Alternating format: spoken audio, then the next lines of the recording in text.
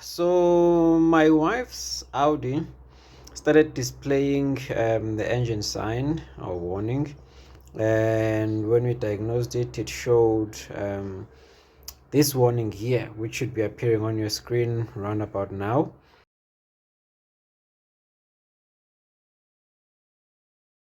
Saying that the oxygen sensor was heated. That's sensor 1 on bank 1. Now if you do a little bit of digging around and googling, you will find that this is the pre-catalytic converter or pre-cat oxygen sensor. So you have two of these. I've come to believe there's one just before the catalytic converter and there's one on or after the catalytic converter.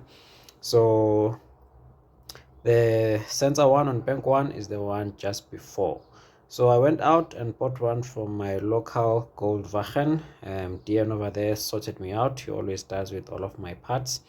And I thought I'll just do a quick video on how to replace this one. So this right here is the catalytic, not the catalytic, the oxygen sensor that I was referring to. You just need to be careful with it. It is a bit hot. It is a hot day here where I live. I haven't been driving long, but this is a bit warm, so please just be very careful. The videos that I have seen of this say you need to remove this, but from what I can see, it's out of the way. I'm not sure if there'll really be need for me to remove it.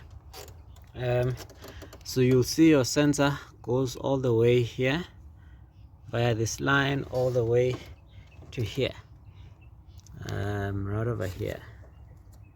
This is your connector here, so you just need to pull this out when it decides it wants to come out.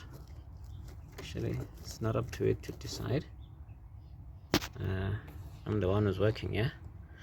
So I'm gonna just try and pry this out. There you go. So once you've pried it out, unfortunately some of these things require you to use both hands, but you pull on this release clip, you pull back on it and you pull this out, and I'll do some magic here and pull it out quickly. And you'll see here the 6 pins that I was referring to, which are on this new sensor. So now what I'm going to do, I'm just going to remove this. You'll do the best that you can. That's why I don't think I will need all of those clips, because these clips are still here. So it's just a matter of removing that from there. I just need to figure out how this is connected there. Remove, sorry about that. Remove that as well from there. There's another clip down there I need to remove it from, and then take it out from there, unscrew it, put in the new one, and then I'll show as much of this process as I possibly can. Okay, so out of here it looks like it's going to be fairly easy. Take off this jacket, if you want to call it that. I think it should be a heat, what is it, insulator of sorts. Some more magic is required here. I'll be back in a jiffy. Okay, magic done. So just pull this out of there. Now I just need to figure out how to get it out of there. I'm not sure if you can see, but there's another clip in there. Yeah, I'll get it out of there, and then I'll be back and we'll see how we fit in the new one. So there's the clip that you need to undo. Open it up there. That's where the cables go in, and then when you close it again, when you're done, you've put in the new cables, just close it like that. So that's all you need to do. So now you'll see the old sensor is almost out. Now I need to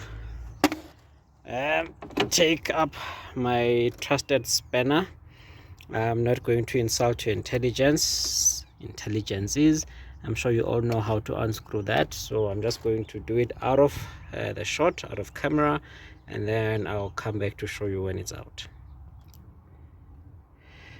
Okay, I discovered that it's better to remove the engine cover. It gives you a bit more leverage to be able to use your trusted shifting spanner. I must also warn you, this thing is fastened quite tightly, so you'll need quite to put some muscle into it. Let's compare this with a new one to see how dirty the old one really was. So now we have the old and the new side by side, trying to get them into focus here, and you'll see the new one already has that grease for the threads. If you can get it to focus here a little bit. Yeah, not focusing. Maybe I need a better camera. Yeah, anyways, there's grease there, and you'll see this one is quite dirty compared to the new one. So now we're going to go ahead and do what, as you can see, the length as per the diagram, the new one is slightly longer, so we might need to just fold it. So I'm gonna go ahead and do that now, just to follow the manual. But from what I can see here, we could have just let the extra length hang off. There's enough space there for it to just hang off, but let me see. Okay, so I've installed the new sensor.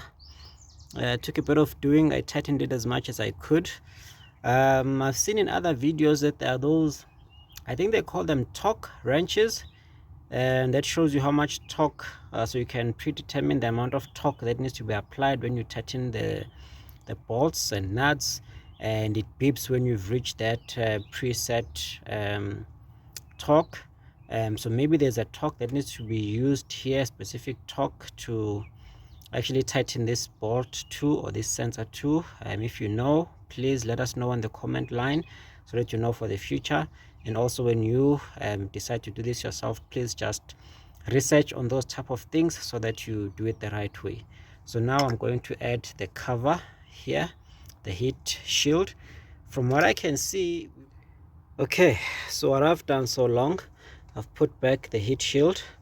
I've run the sensor line through all the clips that it needed to go through, back into this one as well. That was a bit tough for me to get it out of, through this one, and now it's just ready to be clipped back in place, and then we should push it back into where it was.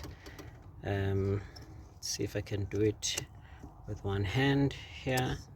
Push it back in place. See if I can push it back in. Okay, there you go. So now it's back in place. We're going to start the vehicle up. So what I forgot to mention is that the engine light, I'd actually cleared it before, so it wasn't actually on the vehicle.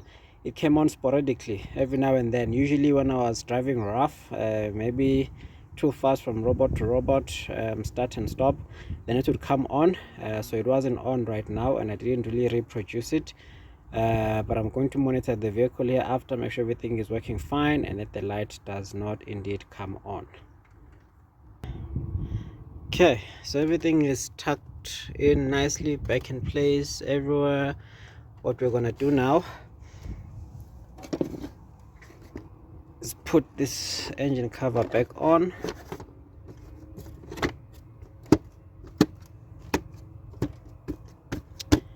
Nicely back in place. Everything still looks good and fine on this side, and now we're going to go for a quick test drive. Okay, so everything switches on. Let's start it up and see. No warning lights, so that's good. There wasn't any to begin with, but the fact that there's none now is also a very good sign. And then let us put it in reverse, power out of here. Let's see. Yep, still looking good.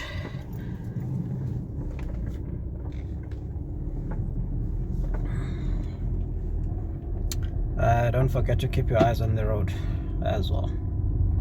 So it's looking good at the moment. I'm hoping it stays that way. I will obviously give an update on how the car drives hereafter. But right now we are sitting on 240,647 kilometers. We'll check in again at some later stage. Hope you enjoy. If you did learn something from this, please do like, subscribe for more similar content. Thank you. See you on the next one. Alrighty, quick update after our 15-kilometer test drive.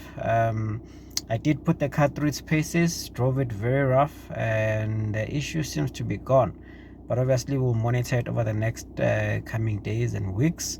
I did also just fill up because I've noticed that my fuel consumption had gone pretty high, and obviously since this sensor detects the amount or the ratio between oxygen and fuel in your engine, I'm hoping it's gonna work better now and the car is gonna burn fuel better and give me higher mileage.